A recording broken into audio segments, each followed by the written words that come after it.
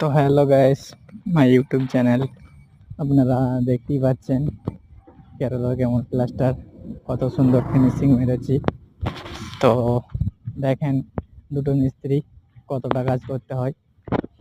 আজকে দুটো মিস্ত্রি এর দু সাইড ভাড়া লাগিয়ে ওই উপরের যে সিলিং দেখতে পাচ্ছ 1.5 ফুট বেরিয়ে আছে, ওই মেন সিলিং মেরে দু সাইড প্লাস্টার হয়েছে। কালকে আবার ওই সাইডে লাগবো। তো কথা হচ্ছে এখন কেরলার মৌসুম খুব খারাপ, মানে সব সময় বৃষ্টি হওয়ার চান্সটা আছে। আমরা নাহলে কাজ ভিতরে লাগিয়ে প্লাস্টার করছিলাম, তো আপনাদেরকে দেখাচ্ছি। কাজ হয়ে গেছে, বাইরে সব ছেড়ে বাসের লেগে যাব, নাহলে তো আবার বাস ছুটে যাবে। দেখতেই পাচ্ছেন ভিতরে প্লাস্টার করছিলাম।